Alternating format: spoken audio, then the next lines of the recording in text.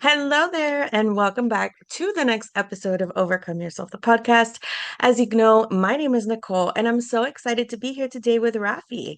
Now, Raphy is my friend from across the pond, and I'm so excited to have her here today. She is an artist, and she helps other artists make money with their art. Woo!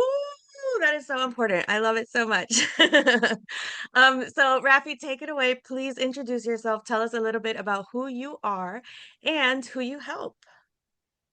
Yeah, thank you very much for that introduction, Nicole. And yeah, so my name is Raphy. I'm an artist, like Nicole said, and I'm also the founder of Co-Create, where I work with people one to one through group programs and through my memberships. And the crux of what I do is all about empowering artists to be seen and loved and underline paid for their art. And fundamentally, my commitment is that artists begin to see themselves fully, and that is as leaders in the evolution of human consciousness, which is a pretty big step up from being, an artist, hobbyist thing with a cute little hobby alone in a garage somewhere. Not that there's anything wrong with hobbies, it's a really important part of life, particularly for creative self-expression, Yes. but we have a very specific role in the fabric of society and the fabric of humanity. And that role hasn't really been valued, not in recent years, not since the Industrial Revolution. And we are now at the time we are coming into the age of AI. And more than ever, this role in leadership is so much more important. I have a whole last masterclass on that, so I'm not going to like dive right into it. But that is the fundamental shift that I help people see about themselves, because it's from that point where you can really start building a powerful personal brand from the inside out that builds a community of people who are so fundamentally aligned with your art and what it stands for, that they're waiting for your next song, your next collection, your next print, your next book to drop so that they can buy it, instead of you sort of chasing bits of money around the internet. And so that happens from the work that we do inside out, from the identity that we have and how we see ourselves. So that's what I do when I talk about branding. Yes, there's strategy, yes, there's marketing, yes, there's sales. All of those things are important, but all of that are basically just bits of a Frankenstein without a skeleton, unless this piece is solid. So that's how I help people make money with their art. And there are also artists who have just as important a role, even if they don't want to monetize their art. And so I also help those people, those artists, prioritize their art in a life that demands all sorts of things for their time and from their energy. And it's no different, the identity shift that needs to happen for you to carve out that time that you don't seem to have. That still needs to come from you understanding that this creative work is a fundamental piece of your legacy as a human being, and that it gets prioritized because it has a role in this world. So that's who I am. I love that. I love that so much. And art is so important.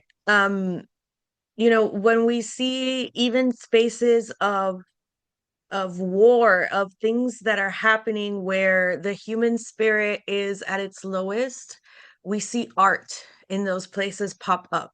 Art is hope, right? Part of my family is from Cuba, and artists get taken away in the middle of the night. And you know why? Because art is important. Because artists need to speak out because that's where hope comes from. And so I think it's beautiful that you are helping other people find their inner artist. And I love how you branched it out. We're not just talking about painting on canvases here to be an artist. Like you mentioned, books. I'm sure we even talk about digital art, right? Because I don't want to say definitely not in front of an artist coach like you, but I feel like I can't paint to save my life. Like whatever is in my head, it's very hard to translate, when it comes to like trying to paint something or trying to draw an image. But I can get in Canva and I can put together some stuff and make it look real nice. Right? And so there's so many different kinds of art and so many different ways that we can express beyond what we just think of maybe what makes it into a museum. Absolutely. And this is where the piece about, to be an artist is to be a leader in consciousness. And a lot of the time, because I'm an artist, I'm a traditional artist, I paint. Um, and I make and sell my art in the traditional way. But I'm also a coach. And I often get the question, well, which is your primary thing? Or, what are you primarily a coach or are you primarily an artist? And to me, there's no hierarchy in that space because without art, without my own practice, I would feel so unwhole. I couldn't possibly be a useful coach. Or Mm, even if I could pretend to be a useful coach and be effective in some way, there would be such a deep level of integrity missing because part of myself is not being taken care of. And vice versa, if I weren't coaching, I wouldn't feel connected to that depth of humanness, that depth of conversation, that kind of intimacy that you only get when somebody gives you permission to walk alongside their inner world with them, as they do in the coaching conversation. And so, without those experiences that I have to have on a daily basis to feel my craving for depth and connection to feel fulfilled, then I wouldn't be able to fulfill my art either. So they come together, and I would go as far as to say, as my coaching is the art of conversation. Because mm, fundamentally, creativity is just creating something out of nothing with your consciousness. And so, if you're doing that, either as a creative entrepreneur or an entrepreneur that's not traditionally in the creative sector, if you are creating something that didn't exist before, if you are pioneering ideas that weren't there before, if you're creating paths for people that weren't there before, then you are creating art. And one of my clients, he's just joined my program, You the Artist. He doesn't paint, he doesn't create music, he doesn't do any of those things that you're thinking about when you're thinking about art. He runs retreats in the woods, and the kind of like basics of what he does is he takes you into the woods, and there's some like really beautiful spaces that he creates, like bits of kind of like woodland architecture, sheepskin everywhere, and you go through a program in which basically you're in the woods with him and you don't speak to each other. It's a silent retreat in the woods. And that is his art, and the transformations that occur in that space is literally being created out of nothing, the nothingness of just being in the woods. And a transformation so fundamental gets created.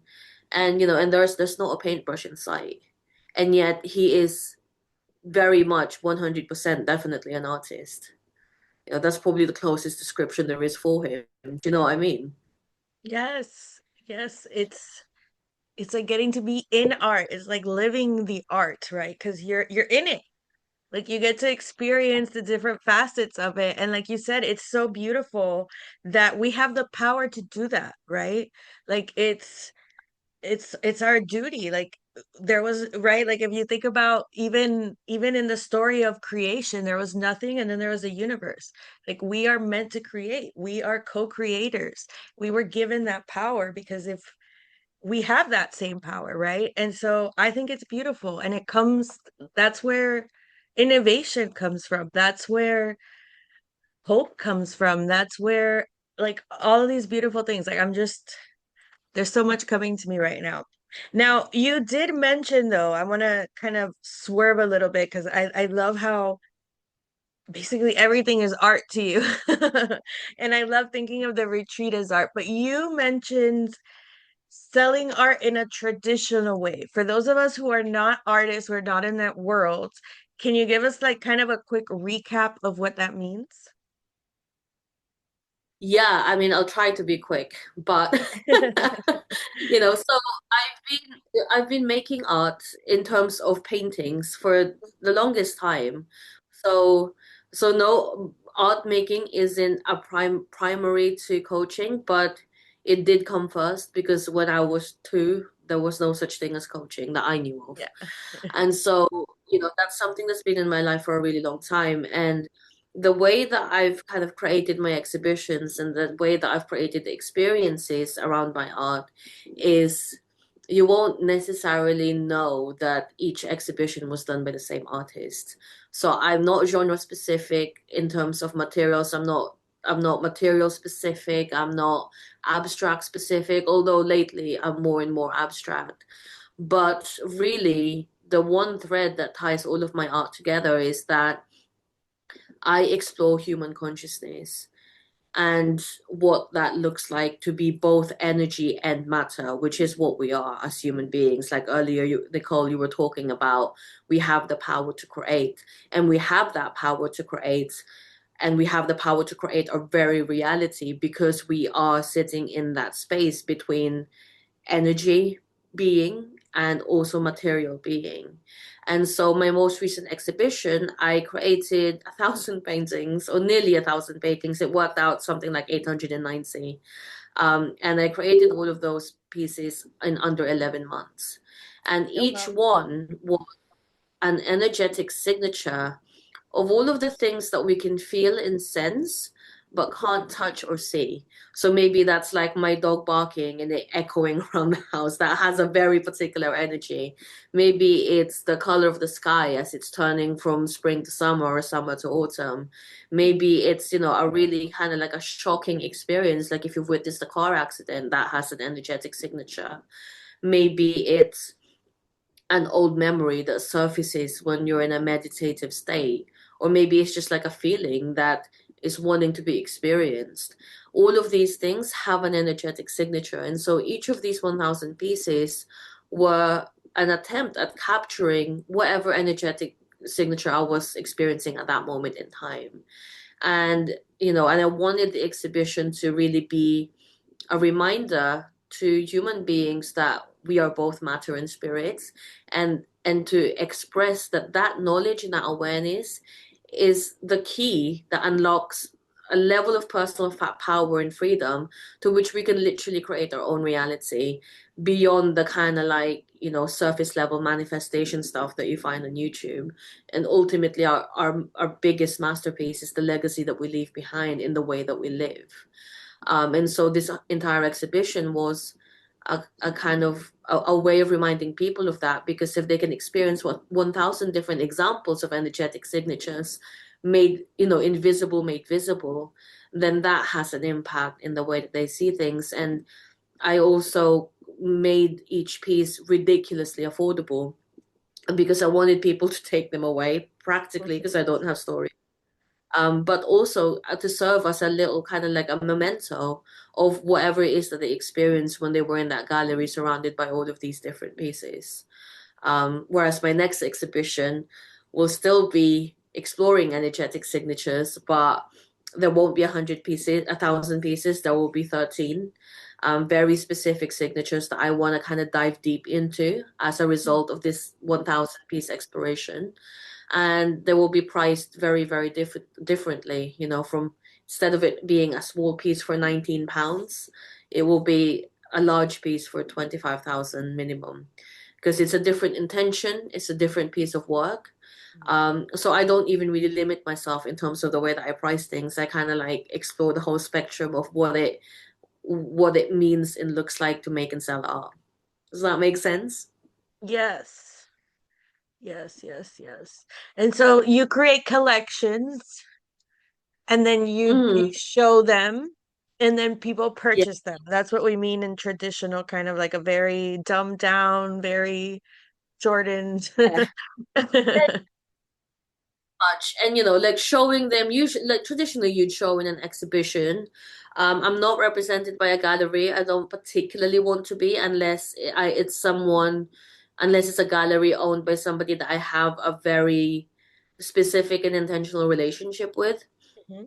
Because I think 2025 artists have more access to the tools and the knowledge and the education that they need more than ever to self-represent. And you see that even in like literature, there are more and more authors who are quite reputable self-publishing. So I'm not particularly interested in being represented by a gallery, although that's one traditional way of doing it. Um, And I like to do things offline when it comes to my art. Obviously, I still kind of talk about it in my online spaces, but Mhm. this is something that I really like to build local communities around, because that's another one of my values. And and I think more and more as we enter a new age where AI is going to be as ordinary as a smartphone, Mhm. I think we're going to be craving a different level of intimacy and energy exchange in the offline world. And I want to start creating that so that when the need arises, it's available. Yes.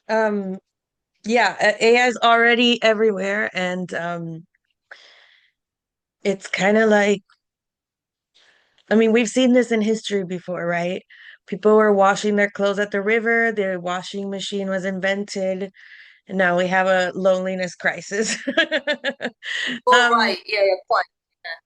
yes, Yeah. so like in every evolution of technology, right? We had the radio and then TV came in and killed the radio and then and then things are different, right? Because we lose something in each one of those progressions, right? Like with the laundry thing, that was women's community time. Everybody would get together at the same time. They would hang out together. They would go wash the clothes together. They would talk about what was going on. So and so is sick. Oh, the remedy. Oh, go see this person.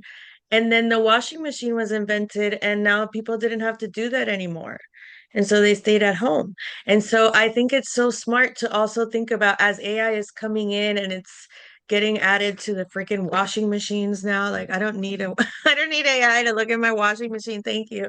Um, but it's getting put everywhere. And so we're like, where is the human element? How can we serve humans? How can we use these tools to the best, but then also create more human stuff, right? Community, more connection, more ways of bringing people together, right? Because I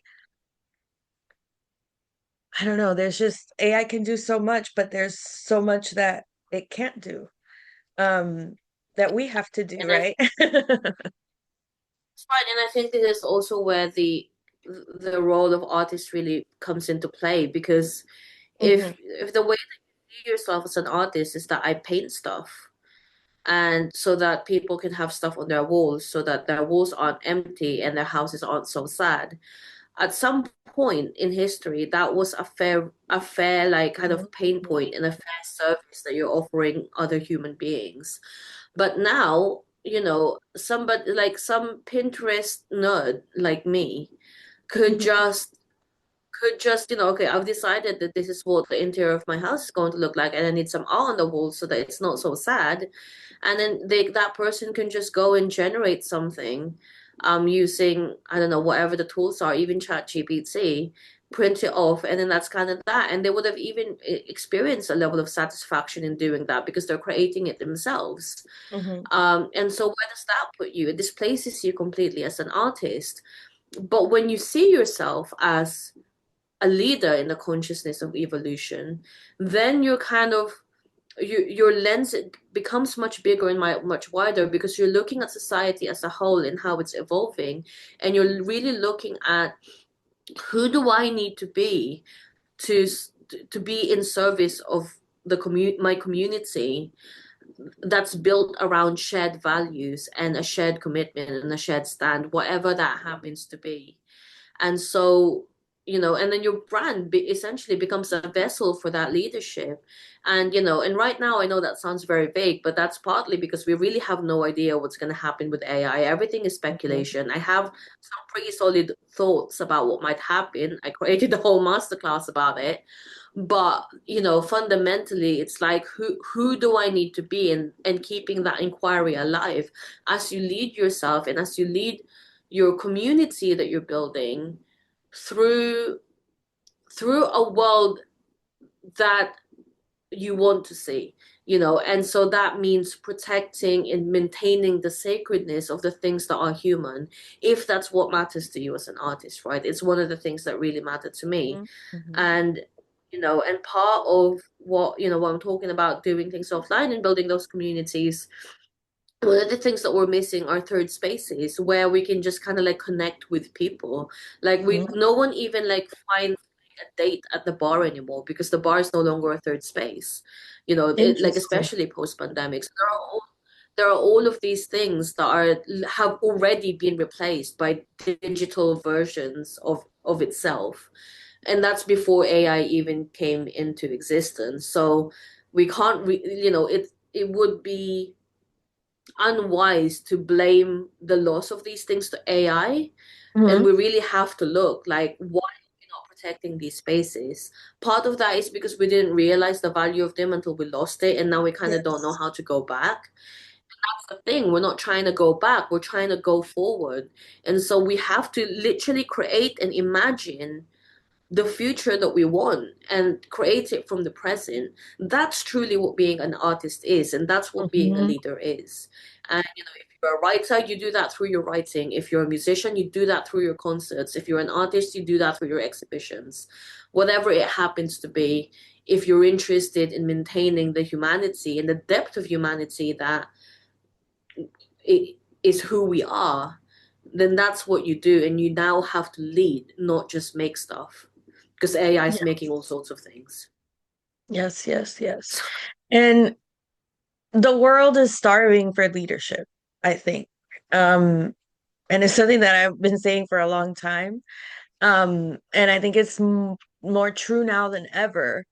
And even when you look at the evolution as people, right? Like the next step of enlightenment, like once you've reached your enlightenment, the next step is helping other people. It always goes beyond you. It's like, what's the legacy? What's the, who else can you help? Like once you get, basically, it's kind of like once you have your oxygen mask on, can you look around and can you say, hey, look, let me untangle this for you. Let me help you out. Um, and so yeah, reaching out and I think those spaces, like you said, are so important. Um, it's so interesting, yeah, like malls dying but there's also new things coming out of those. So like there's always something beautiful that could come out of that as well. But what you were saying about creating your reality, and you mentioned it's way more than just like woo-woo manifesting stuff on YouTube. Like you're talking straight up quantum physics. So yes, I Yeah. know I know what you mean. And I want to know now that we've kind of say that again. I didn't want to specific like quantum physics because I'm sure someone's gonna question me, and like I don't understand enough of quantum physics to like, you know, talk about it at any great length, but I understand enough about it to know that it's part of the it's you know, the study of consciousness in that realm is part of our future. And if anybody says that they 100% understand quantum physics, they don't. No, no, no, definitely not. But as we can read about it, we can learn about it, and I think that a lot of the things that you're saying are exactly, based on the things I've read and the things I've seen. Um, a great example that gives you kind of like a crash course. Have you read A Happy Pocket Full of Money? Yes. Yeah, yeah, Yes. yeah. Okay. So that one is such a great one. And you think you're gonna, I don't know what I thought I was gonna be reading about, but it definitely wasn't. I didn't expect the whole first section to be about quantum physics and be like, oh wow, I teach this and I didn't even know. Um Yeah. but Yeah, yeah, yeah, like yeah. that's exactly what you're talking about, and is the creating our own reality, and yeah, we could do a deep dive, but it gets kind of It gets a trippy little after bit a little while once yeah, it once you gets get a little deep bit enough into blurry. it. The way that I navigate my ignorance of scientific words and concepts and ideas, because you know, that's not my major, that's not what I studied, that's not my field of expertise. And even the people whose field of expertise it is don't see it as their field of Mhm. expertise because it's so new and it's such new terrain. Yes. But the way that I navigate it is to understand the theory and understand what I'm being presented as much as I can, and then really experience it, like apply it to my own Yes. thinking and my own experiencing and my own a kind of understanding of what's happening in my body, what's happening in my energetic field, what's happening, when my dog's barking and it's reverberating around the house, and I'm trying to capture that as an energetic signature. What is going on in my system? And then, and it was really through these experiences as an artist, as a painter, that I'm like, oh, like it's like his box have like a certain frequency, and that's real. Frequencies are real. We know this about music and Hmm. sounds. Hmm. That has a certain frequency, and it vibes with a certain frequency that's also in my energy field in a particular way that kind of then creates this image that I have in my mind's eye that wasn't there before. So that's like an emergent quality of these two things happening. And then there's like a painting that I then create. And and even the kind of the doing of that changes the energy already. So it's like a kind of, a best try capture. And then that has another emergent quality. And if in that small interaction between me painting and the dog barking, all of these emergence can occur, then what the hell is happening moment by moment in the actual world? So from that experiential point of view, quantum physics makes a lot of sense.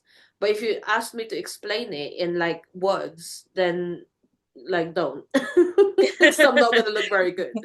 No, no, no, because you kind of sound insane when when you really try to get into the and you're trying to really understand it and you're trying to explain it to someone, and then you try, you get halfway through and you're like, no, I sound insane. Like this doesn't this doesn't compute. I actually got a book. Oh my gosh, maybe I should read it one day. It's called Quantum Physics for Babies. And I bought it. I was in the Yeah. store. I was like, I have to buy this because I just have to, like, one day I'm gonna have to explain. I don't know where it is right now. One day I'm gonna have to explain this to someone, and this book is gonna be perfect because it breaks it down into like, like a picture book, and it's like this is, an atom. Oh my God, I'm gonna Yeah. find it and I'm gonna send you the title, like, I'm gonna send you the picture of it. But Yeah, yeah, please. um, speaking of this, you have a way of helping people with their, I guess, unblocking their, I guess in my world as a writer it's called writer's block, I guess artist block. So can you tell me a little bit about the gift that you mentioned that you have available for the audience? Yeah, so it's a very simple, this is a very simple thing. You sign up to it, and then you'll get a series of emails for the next 30 days. And Yes. each of those emails are a journaling prompt that will guide you in going to the places of your energy field and your psyche and your identity and your being in such a way where you can identify where you have power leaks, where you have energy leaks, and blocks. Because a lot of the time people come to me and it's just like, oh, I used to love painting, or I used to love sculpting, I used to love doing this, but that was like when I was 10, and I've basically just had a creative block since then. And I don't really know what to do about it. That's like one example. And then another time somebody might come up to me and say, okay, like, look, I've been an established artist for a really long time. I make ceramic bowls and homeware, and it's all selling really well. But actually, I'm just like templating everything, and I have not created anything new in about a year. And I just feel creatively blocked. Like, what do I do? What else is there other than mugs and bowls? Mhm. And so I've really kind of like combined all of my experience of having these conversations with people and what's helped them to create like a kind of like a self-paced guidance, um, a guidebook, you might say, that then prompts you to do some journaling and some reflection in a really, really deep way. So it is 30 days, which is a long thing for a freebie. And I'm not gonna lie, most people don't finish it, they drop off. But I think 300 people who have downloaded this, I think maybe 10% of those people, so like between 20 to 30, have finished it. And Mhm. they've all reached out to me. They've all wanted to find out how to work with me. And of those 20, 30 people, at least 15 or 20 are either in my membership, have been a one-to-one client, or are in my branding program. So, this shit works if you follow through with it. If you don't, that's no judgment, and you can always restart it for a time that you're ready. Or you're like, okay, I'm really just not going to be able to do a 30-day thing. Let me just talk to you. Then just talk to me, because 30 days on an email sequence, it's not the most strategic freebie, but it's really very valuable. So I chose that over strategy. I think it is very strategic. Um, Uh-huh. yeah, because the one, when you sign up for it and you get through it, the numbers are there. The people are like, "Hey, yes, I love this. This worked for me. Let's work together." So, I think it's super strategic and it's so much better than a generic get this PDF with information you can find on YouTube. Yay, you know? So I Yeah, commend you for that. So that actually sounds like a lot of fun, and it sounds like it's actually useful to your audience. So I commend you for that. For doing, definitely. giving a freebie that is actually going to help them do what you want them to do, right? So that is fantastic. So take the advice, make sure you go check out Raphy's freebie, but take note also of how specific and effective this is for her audience. So if you're listening and you've been wondering, what should I do as a freebie? Do something that is actually going to be helpful to them, even if it's not traditional or ordinary, because it works. It's converting people. So there you go. That is fantastic. All right. So usually we finish off our episodes with one final tip. So if someone wants to be an artist, they're like, "Oh my God, I have always wanted to show my art and have come people buy it." Or I've always wanted to sing, I've always wanted to do this. Like, what is your best advice for helping people find that inner artist? Mm. Know who you are Mhm. and radically accept whoever that is. Mm, And then surround yourself with people who get you. yes. And those people might not necessarily be the family that you grew up with or the friends Mhm. that you grew up with, not because they don't love you, but because you can't make people get you. But it Mm, is your responsibility to surround yourself with people who do, because to be seen and to be gotten is a human requirement. yes. And part of taking responsibility for that is doing the work for you to know who you are. Yes, if not, you'll just be the stories and everyone else is projecting onto you, right? You'll be the version of them. And so you have to take control of that story. Yeah. And like you said, go find your people Mm, and then you'll come back and then you'll be like then you come back and they're like, "Oh, that's so and so the artist," you know? Where they might not have been able to see you because before it's like, "Oh, it's so and so the server." And then you evolve and then you become so and so the artist. I love that's right. that. Yeah, Yes. yeah, That yeah. is fantastic. Well, thank you so much, Rafi. This has been such a great episode. I really appreciate you being here with us today. And we will catch you guys next time on the next episode. Oh, you know what I didn't say? All the links will be available down in the show notes. And we will catch you guys next time on the next episode of Overcome Yourself, the podcast. Bye. Thank you for having me. See you soon. Thank you. Thank you guys for joining. Bye. Oh.